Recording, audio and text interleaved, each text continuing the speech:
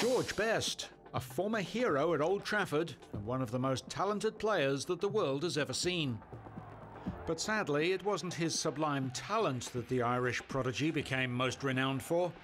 When his playing form hit the skids, it was his off-field activities that not only made the headlines, but went on to consume and ultimately claim his life. Best burst onto the scene in the late 60s and took the world by storm with his explosive speed, mesmerising ball control and ability to score goals from either foot.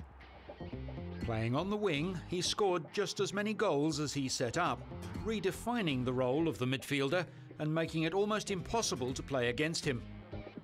After his local club, Glentoran, rejected him for being too small and light, Best was given a trial at Manchester United and was signed up by chief scout Joe Armstrong.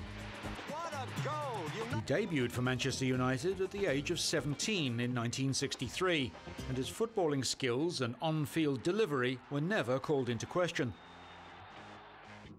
Unfortunately, however, it's what he got up to off the pitch which started raising more than a few eyebrows. Perhaps there were just too many distractions.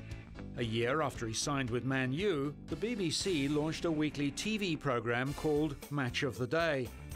And unlike earlier champions, whose celebrity had been confined to pictures in the papers, Best's goals and good looks were broadcast to millions.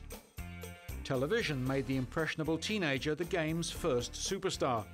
He was sought after for everything from appearances on Top of the Pops to good-natured charity matches.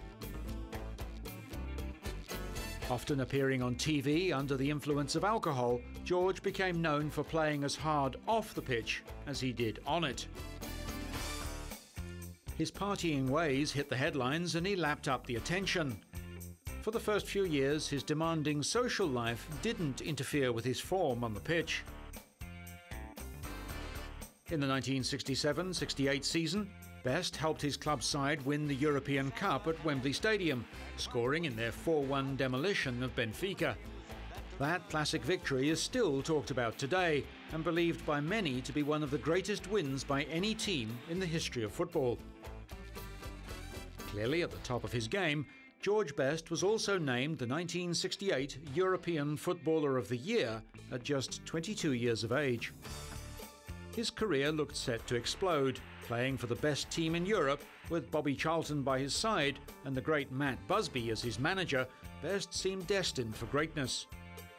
Demonstrating prodigious talent that few have displayed since, he literally had the world at his feet and his career could have gone through the roof. Unfortunately, it was all downhill from then on. The steady decline of his interest in football coincided with his increasing commitment to partying, and before he knew it, he was no longer the best. At 26, just 4 years after his most famous win at Wembley, George was forced to leave Manchester United. After leaving Old Trafford, his career took a sharp nosedive. Although he enjoyed a brief resurgence at Fulham FC, he clearly lost much of his trademark pace. Although he tried to make other comebacks, George Best's serious playing years were behind him, and he continued to be dogged by alcohol problems throughout his subsequent commentating career. In 2002, after suffering from many decades of alcohol addiction, he received a liver transplant in an attempt to prolong his life. However, in 2005, after continuing to drink solidly for a further 3 years, George was admitted to hospital with internal bleeding. Despite the doctor's best efforts, he lost the fight and died aged 59. George Best's famous fall from grace has served as an effective warning to many players who've since found fame and fortune thrust upon them at a young age. He once famously said, "I spent a lot of money on booze, birds, and fast cars.